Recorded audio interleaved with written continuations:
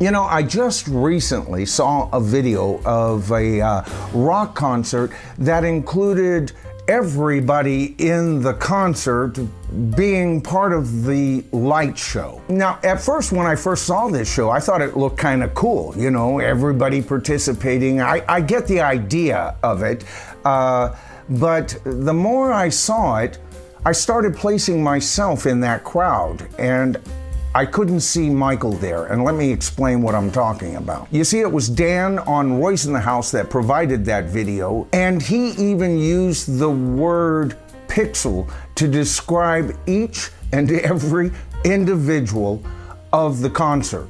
In other words, with your bracelet that you get and pay for along with your tickets, you now become part of the light show, a pixel of that light show. You know, I couldn't take my eyes off that video. I've replayed it a couple of times, and I've got to tell you, the more I looked at it, the more I realized there was only one thing missing at that concert, folks, and that was the castle behind the band and Tinkerbell sprinkling fairy dust all over the crowd. I swear to God, is that where we have gone? Is everything a freaking Disney movie these days? Now, I get the idea of wanting to be involved and kind of thinking, yeah, I'm part of it and all of that.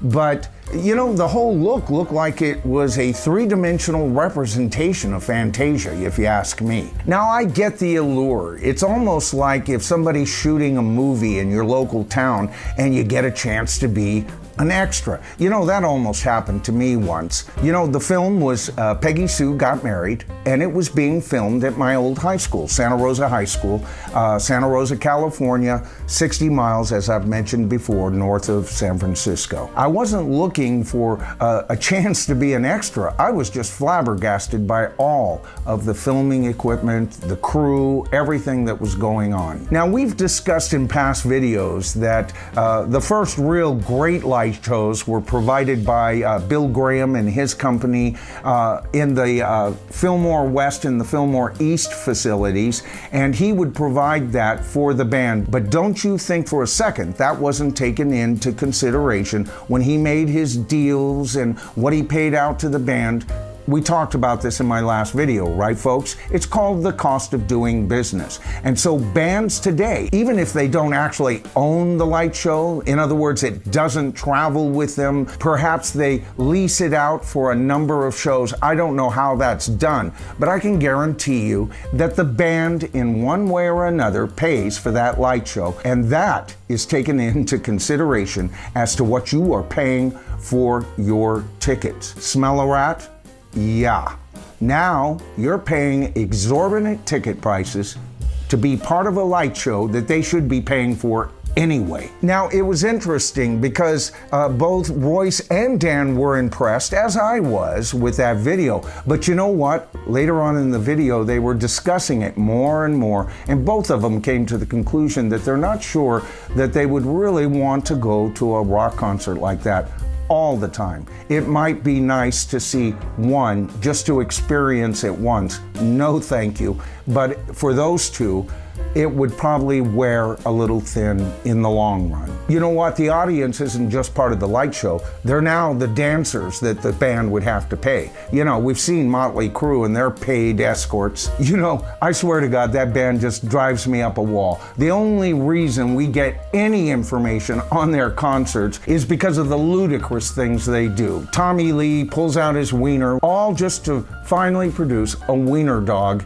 in front of the audience, all based on the fact that he had done some nude photo when he was wasted out of his mind. And you know, that dog may have been larger than what we were expecting coming out of his pants, but I can guarantee you one thing, Tommy Lee, it's not bigger than Vince's gut. Good Lord, what an embarrassing band. But anyway, I digress. Really, what do you guys think about this? Would this be a concert that you'd be interested in. I think the concert was of Coldplay, actually. But you know, all of that detracts from the music, if you ask me. Now, I know there is a mob mentality to this, and mob mentalities can be good and bad. Back in my day, it was a mob mentality of peace, love, free love, and whatever gets you through the night. But for the most part, there was always some yanker out in the crowd, but we took care of him.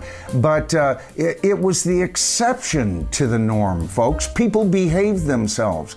They'd lay back on the grass and they'd just let the music wash over them. All these visuals detract from the music for me. I don't know. I don't think it's just a matter of old dog can't learn a new trick here. As some of you may know, if you've watched some of my videos from way back, I'm a bit of a techie. I keep up on the latest technology, and yes, it is impressive, but is it what we want as an audience?